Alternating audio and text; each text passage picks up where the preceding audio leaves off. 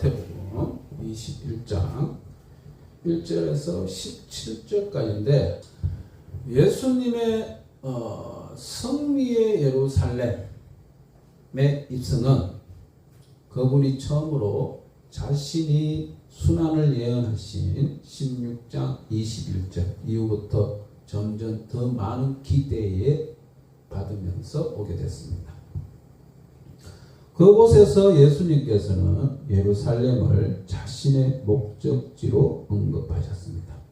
그리고 세 번째 순환 예언 20장 18절에서 다시 예루살렘을 언급하십니다. 지난 장에 야고보와 요한 그리고 그들의 어머니는 예수님께서 다시 예루살렘에 도착하자마자 자신의 나라를 세워서 승리의 왕의 모습을 기대했을 수도 있습니다. 그래서 두 아들 보고 한편은 우에 한편은 자에 있게 해달라고 부탁했던 장면을 볼 수 있죠. 다윗의 자손이라는 메시아 호칭을 크게 외친 소경들의 부르짖음과 그분의 예루살렘 입성을 지목하고 있는 장면도 볼 수 있습니다. 그리고 메시아로서 소경을 고치신 일은 승리의 입성을 향한 중대한 전기가 되었습니다. 인간의 관점으로 본다면 이 사건은 예수님이 죽음과 부활 이전에 이 땅의 삶에서 가장 높은 자리를 차지하고 있다는 것을 볼 수 있습니다. 왜? 며칠 남지 않는 유월절 축제. 그 유월절 축제를 참가하기 위해서 예루살렘 또한 유대 또한 세계 각지의 유대인들이 예루살렘 성으로 옵니다. 그때 그들은 약속된 메시아가 이끌 것이라 생각하고 온 것입니다. 로마 제국의 압제자를 몰아내기 위한 결정적 전투를 기대하고 하면서 예루살렘 성으로 모이기 시작해요. 그런데 백성들이 깨닫지 못했던 것은 왕이 로마보다 더 훨씬 큰 적을 물리치기에 오셨다는 점입니다. 그 적은 어떤 국가적 경계선도 없고 정치적이나 파벌에 따른 차별도 두지 않는 상대였습니다. 그를 물리치는 것은 이 땅에서의 삶을 훨씬 뛰어넘는 커다란 반항에 불러일으키는 것입니다. 예수님께서는 사탄, 우리의 죄, 그리고 죽음에 요구하는 것을 물리치기 위해 오셨다는 거예요. 그런데 백성들은, 무리들은 그걸 몰랐다는 거예요. 21절 1절에서 3절 벳바게라는 이름은 덜 익은 무화과 나무라는 나무의 집이라는 의미입니다. 벳바게 어디냐? 감난산 밑에 베다니 위에 즉 예루살렘 동쪽에 위치한 감난산 남동쪽 경사면에 위치하고 있습니다. 이 산은 예루살렘보다 몇백 미터 높기 때문에 거기에 있으면 그 성의 장관을 한눈에 볼 수 있는 장소라고 합니다. 예수님께서는 이제는 신적 통찰, 신성을 발휘합니다. 그 성에 알맞게 들어갈 준비를 하십니다. 제자들을 마을로 보내고 그들이 그곳에 나귀 한 마리와 새끼를 발견하게 될 것이라고 미리 말씀하십니다. 그리고 나귀 둘을 풀어 자기에게 끌어오되 지켜보던 사람이 이의를 제기할 경우까지 생각해서 말씀을 하시죠. 주님은 이미 그 짐승의 주인의 마음을 준비시키고 있다는 것을 볼 수 있습니다. 그래서 그 주인은 주가 서시겠다라고 말 한마디에 즉시 제자들에게 자기 짐승을 보내줍니다. 여기서 마태는 예수님께서 또 하나의 메시아 예언을 성취하는 것을 보여주기 위해 한 구절을 또 이용하죠. 스가랴 9장 9절. 시몬에 따라 크게 기뻐할지어다. 예루살렘에 따라 즐거워 부를지어다. 보라, 내 왕이 내게 임하시나니 그는 공의로우시며 구원을 베푸시며 겸손하여서 나귀를 타시니 나귀의 작은 것 곧 나귀 새끼니라. 이미 스가랴 9장 9절은 예수님의 시점에서 500년 전의 말씀입니다.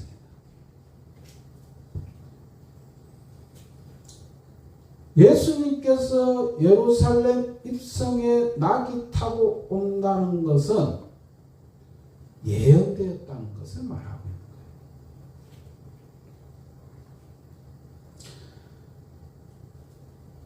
거예요. 예수님의 명을 받들어 짐승 2마리를 예수님 앞에 데려오고 제자들은 자기 겉옷을 나귀와 그 새끼 위에 깔아 임시로 안장을 만듭니다. 예수님께서는 새끼 나귀 위에 타셨습니다. 이 천한 짐승을 탔다는 것은 평화의 시기를 때만 타는 거예요. 그 시대의 문화적인 배경에는. 로마 압제를 받고 있는 유대 내 평화의 시기라는 거예요. 모인 사람들 대부분은 제자들의 한 행동을 그대로 따라합니다. 그들은 마치 기분에게 붉은 융단, 레드카펫을 깔아놓는 것처럼 행동을 하죠. 다른 사람은 나뭇가지를 꺾어 지나가는 자를 만듭니다. 이것은 요한복음 13절에 나뭇가지가 종려나무 가지라고 말씀하고 있습니다. 여기서 예수님께서 돌아가신 금요일 5일 전, 부활하신 부활절에서는 7일 전이에요. 7일 전. 7일 전 기념하는 날을 종료주의라고 얘기합니다. 그래서 종료주의를 지키게 되고 있는 것이에요. 군중들은 왕이신 예수님 주의를 애워사면서 어떤 이들은 정령처럼 그분 앞에, 어떤 이들은 충성스러운 신하처럼 그분을 따라갑니다. 그 모습은 마치 왕의 행차처럼 보이는 거예요. 백성들은 무리지어가면서 이스라엘 구세주인 메시아 왕의 도착을 축하하며 찬송을 부르기 시작합니다. 호산나, 구원하소서.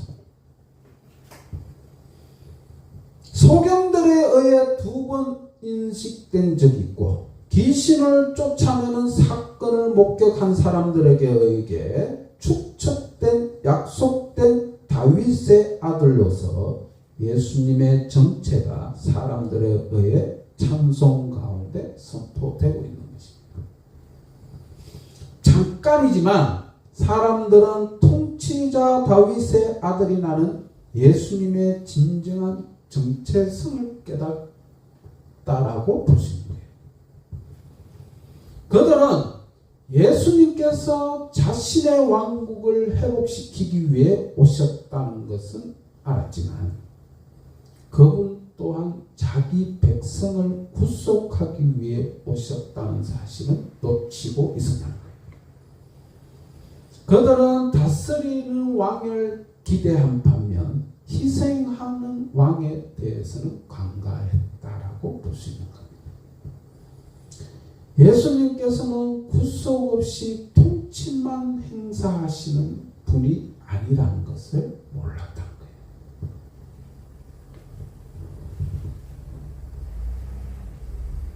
왕의 행렬이 성문을 통과하여 진행되는 동안 온 성이 소동을 쳤어요.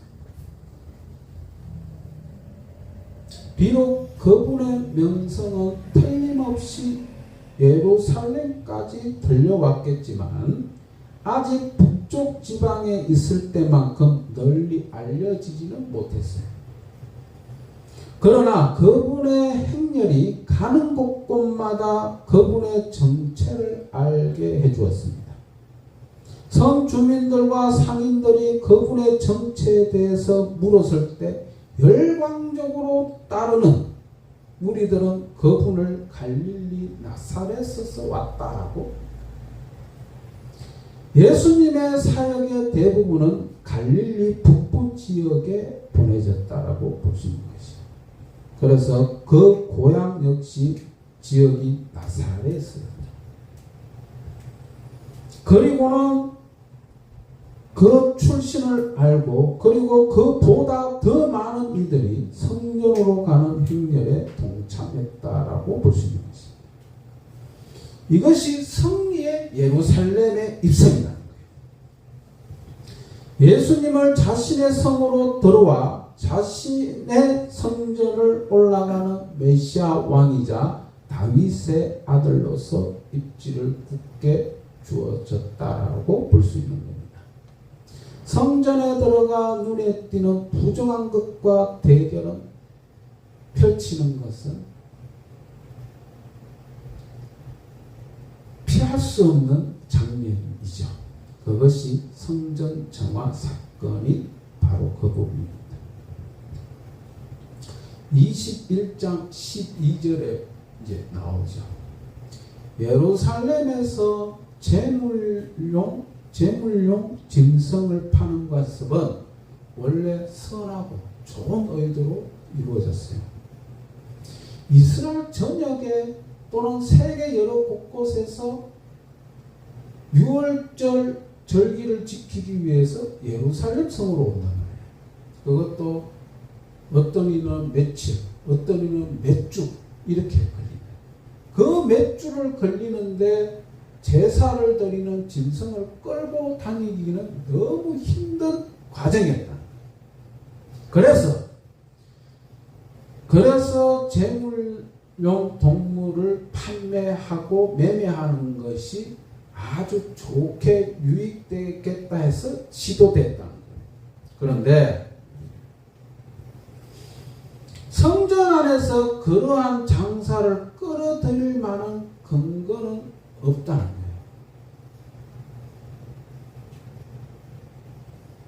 이 매매는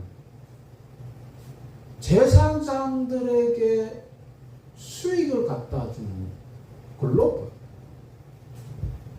상당한 이익을 챙기게 됩니다. 예수님께서는 그걸 못하게 했다는 거예요. 그걸 방해했다는 거예요. 재정적 타락은 그 당시 일반적 풍조였어요. 성전 안에서 동물을 매매하고 각종 외국 화폐를 터무니없는 확률로 교환되었다는 거예요. 유대교 지도자들은 기도하는 집을 세상의 유익을 함부로 사용했다는 것에 있다. 그런데 예수님의 이런 성전 정화 행동에 대해서 중지부를 찍은 것은 아닙니다. 아마 대부분 상인들은 그 다음날 또 제자리에 와서 장사했다는 겁니다. 곧 6월절이 다가오고 그로 인한 많은 수요가 있기 때문에 예수님이 거기에 성전 정화 사건에 대해서 말씀하고 분노했지만 6월절을 계속 이어지기 위해서는 다음날에 그 자리에 가서 장사를 할 수밖에 없었다는 겁니다. 그러면 뭘 얘기하느냐? 예수님께서 그들과 한판 벌이신 것은 다가온 심판을 경고하는 선지자 메시지였다는 겁니다. 21장 13절에 보면 예배의 장소를 잘못 사용하고 있는 그들에게 말씀합니다. 뭐라고? 기록된 바. 그리고 내 집은 만민이 기도하는 집이다. 이것은 이사야 56장 3절에서 8절의 말씀인 것입니다. 내 집이 만민이 기도하는 집이다. 이사야 56장 3절 8절. 만민이 기도하는 집이다. 모세율법에는 성전에 들어갈 자격이 없는 사람을 있습니다. 그 중에 고작. 또한 이방인. 이들은 성전에 못 들어가게 합니다. 그런데 만민이 기도하는 집이에요. 즉 이방인도 포함되고 있다는 거예요. 성전에 들어갈 수 없는 자가 없고 모든 사람이 성전에 들어가서 기도한다는 거예요.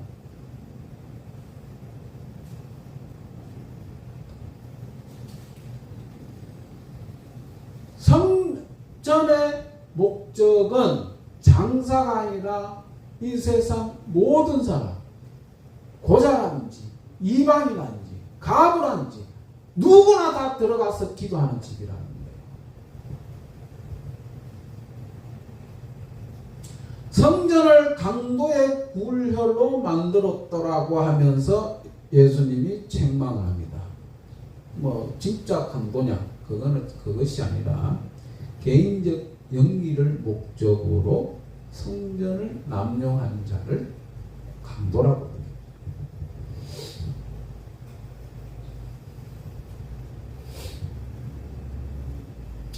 교회에 있어서 이런 강도의 굴혈로 만드는 사례가 많죠. 그런데 평신도들이 교회에 장사하는 모양으로 만들지는 않습니다. 대체적으로 장로님, 대체적으로 목사들, 목회자들이 행하고 있다. 참 안타까운 사실입니다. 이 성전에 매매를 허용하고 이 성전에 환율을 터무니없이 고환율을 바꿔서 지불하는 그런 형태. 종교 지도자들이 했다는 거예요. 오늘날 그런 사례가 많습니다. 그런데 성도들이 그러는 것이 아니라 종교 지도자들이 그러고 있다. 차마 말할 수 없는 사건들이 일일이 다 공개하기가 부끄러울 정도입니다. 이단자들은 아예 노골적으로 그런 장사에 끼어듭니다. 옛날에 구원파가 종교 지도자 김병헌인가 이병헌인가 그 사람이 박근혜 정부 때 세월호 사건으로 세월호 사고의 원인이 구원파에 있다 이래가지고 쫓아다녔고 그리고 사망한 사건이 일어납니다. 그런데 그 사람이 뭐라고 얘기했냐면 종교도 이제는 사업을 해야 된다는 거예요. 돈 없이는 안 된다는 거야. 노골적으로 그렇게 얘기하고 다니는 거야. 그런데 교회는 그렇게 하면 안 된다고 예수님이 지금 이걸 얘기하고 있는 거예요.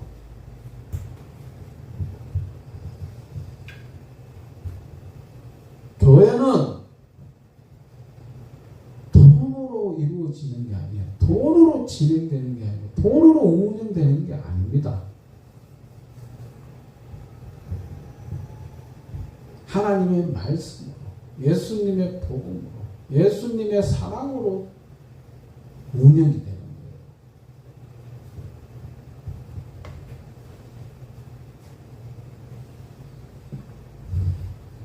돈 없이는 운영이 힘든 거는 알아요. 그러나 교회가 하나님 말씀 가운데 움직일 때 하나님이 말씀하시고 예수님이 말씀하셨어요. 그 나머지는 다 이루신다. 그런데 돈을 왜 해? 돈을 왜 욕심을 내냐고.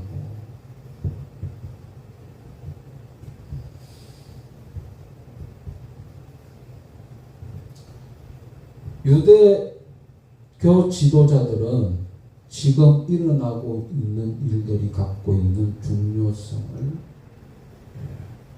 이렇게 봅니다. 어떻게? 성리의 입성의 메시아를 찬송하는 군중들, 그런 군중들을 목격하고 있고, 성전을 정화하는 예수님의 권세를 또 목격합니다. 그리고 그분의 심판에 대한 선포를 듣습니다. 그리고 이적을 통한 치유를 목격합니다.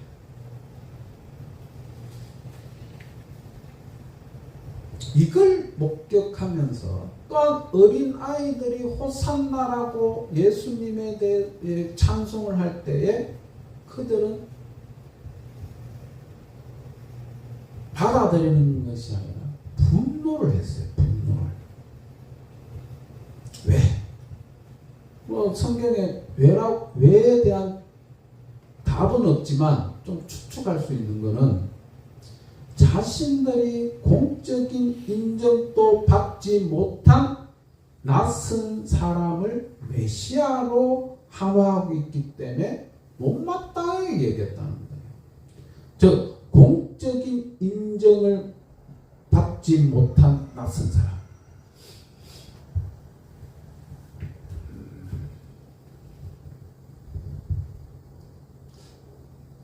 루소가 몇 년도의 사람인지 정확하게 기억을 못하겠는데, 루소는 교육에서 굉장한 역할을 했던 사람입니다. 그 중에 에밀이라는 책이 있고, 불평등의 기원이라는 책이 있고, 사회계약론이라는 책을 썼던 사람이에요. 근데 이 사람은 그 당대에서 환영을 받지 못했어요. 왜? 학력이 없어. 대학을 안 나왔는 거예요. 그저 이제 그 게시판, 옛날에는 게시판이 각 동네마다인가 어떤 시청의 앞에서 게시판이 있는데, 그때 논문을 발표하는 게 있어요. 그 논문을 누구나 발표할 수 있도록 거기에서 루소가 유명해졌던 거예요.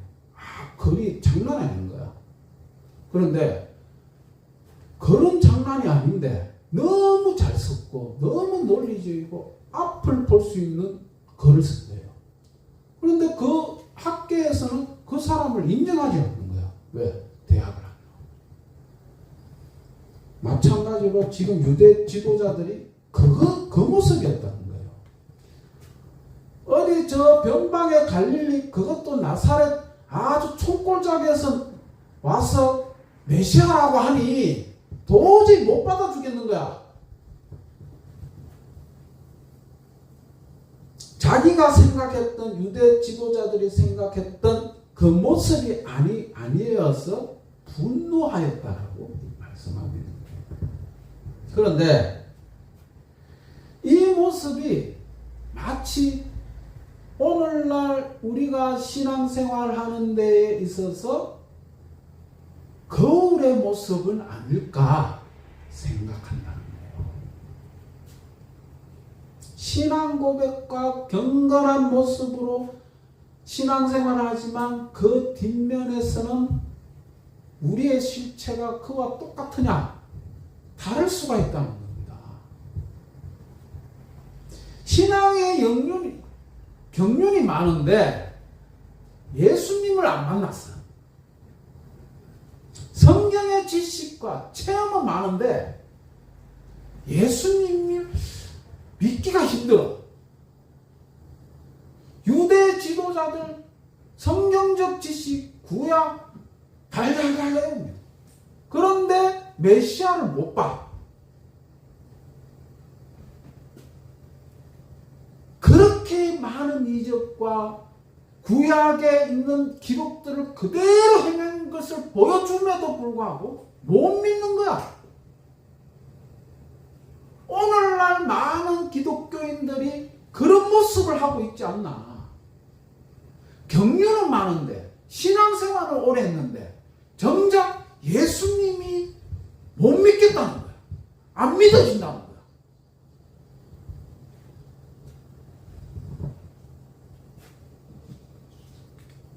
진짜 예수님을 만나는 신앙생활을 하시기